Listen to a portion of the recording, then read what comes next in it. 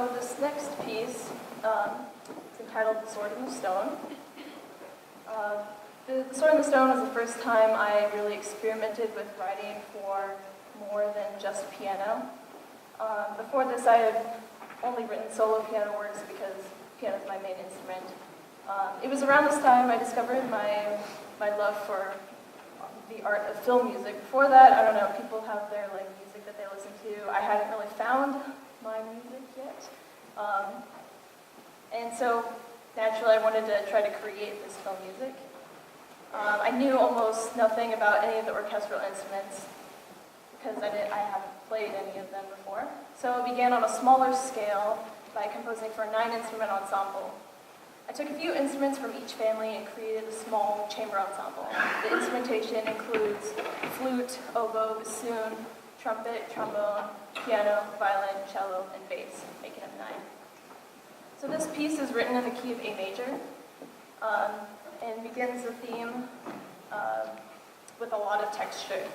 The bassoon carries this main theme in the beginning and states a simple melodic theme, accompanied only by the strings and the piano. Then it is restated again when the trombone comes and doubles its part, and the rest of some of the other instruments come in. In terms of story, you can imagine Arthur seeing the sword and the stone from afar as this first theme plays. He had just been sent to find a sword for his brother Sir Kay, who was fighting in the tournament, and when the sword and stone caught his eye. The next section begins with a flute solo to transition into the darker section of the piece. In my mind, this peppiness of the flute illustrates Arthur bounding toward the stone, kind of entranced by his magic and excited by oh, what is this? This section builds with much more dissonance and chromatic activity until it reaches a cadence, at which point Arthur grabs hold of the hilt and yanks 3 times. On the 3rd time, he pulls the sword loose. The final section begins by modulating into a new key from A major up a whole step to B major. The same theme from the beginning continues and repeats again, only this time the bass stays silent while the flute and oboe play their own counter melody together. And the bassoon is not playing at this point. Then the second time, the same theme is repeated, just like in the beginning, only now all the instruments join in this counterpoint manner. So everybody has these different melodic lines, we intertwining with each other.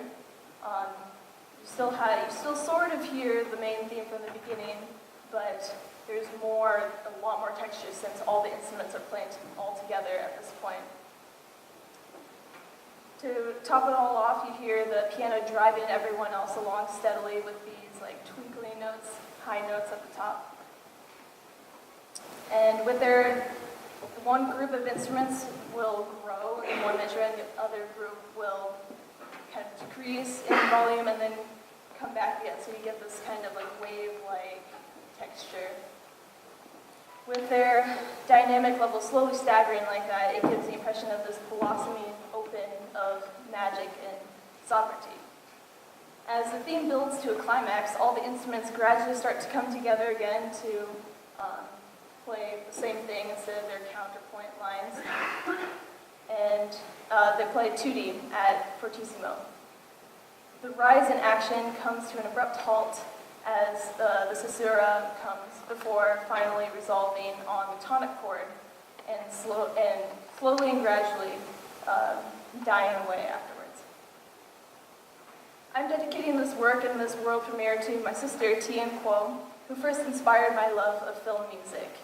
I remember she was making, back in the day, many years ago, I remember she was making this Jack and the Beanstalk short film, and it was a silent film in black and white with our youngest brother. That was when I first considered writing music for film. I was like, oh, that'd be cool if I could write the music for it, silent film type of thing.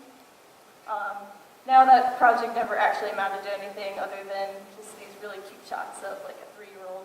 Still cute, but didn't have any music to it. But it did inspire me to at least attempt to compose for a bigger ensemble other than piano, and specifically for film purposes. Thank you.